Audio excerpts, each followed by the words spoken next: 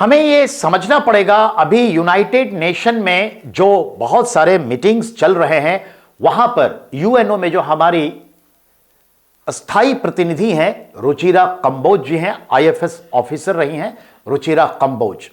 अभी यूएनओ का एक मसौदा आया था जिस पर चर्चा हो रही थी सीरिया के हालात पर। सीरिया वेस्टर्न एशिया का, मेडिटेरियन सी के किनारे का एक बहुत ही पुरानी सभ्यता वाला देश है, जिसकी राजधानी दमिश्क, जिसे हम डैमास्कस भी कहते हैं, पुराने जमाने से भारतीय लोहे से तलवारें वहां बनती, दमिश्क की तलवार। सीरियाई तट पे ही सारे के सारे प्राचीन काल के, मध्यकाल के व्यापारी एशिया से व्यापार कर पहुंचते और वहीं से खरीदते थे यूरोप के व्यापारी और अफ्रीका के व्यापारी सामान।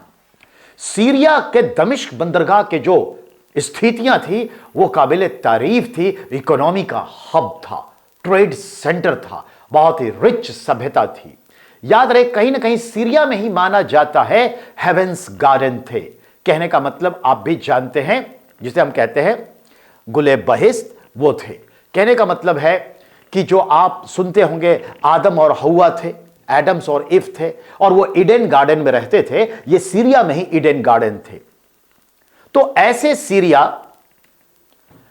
इतने ताकतवर, जिसको देखकर मोहम्मद साहब ने कहा, हे अबू बकर, मेरा तो इंतकाल करीब है, फिर मेरी आखिरी इच्छा पूरी करना और दमिश्क को जीत लेना, क्योंकि उसी के रेवेन्यू के दम पे इस्लाम 3 महाद्वीपों में, 50 से ज्यादा देशों में सिर्फ 200 वर्षों में फैल गया, बहुत ही तीव्र गति से। तलवार और भी कारण, सोच विचार उस टाइम का, मोहम्मद साहब की सोच बड़ी अच्छी थी, समतावादी था और बड़ा इकोनॉमिक थॉट था। He was a great economist, I can consider for हजरत मोहम्मद साहब के लिए।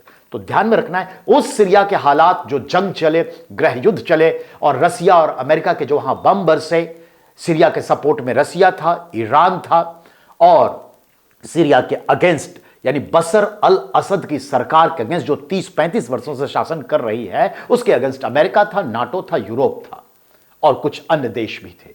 इसके बावजूद भी सीरिया सरवाइव किया और लगभग 37-38 साल हो गए।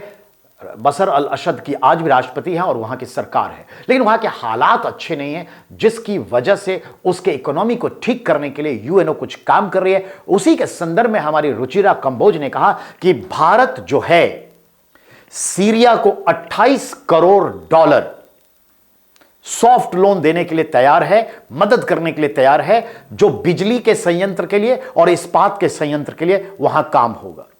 इससे पहले भी हमने उसे बहुत दवाइयां दी हैं, अनाज दिया है फ्री ऑफ कॉस्ट, प्लस हमने सीरिया के 1500 बच्चों को स्कॉलरशिप दी है जो भारत में पढ़ते हैं। तो कहने का मतलब यह है, हमें यह याद रखने की जरूरत है। कुल मिलाकर के हम आज आपके लिए ये चीजें लेकर आए हैं। ओके।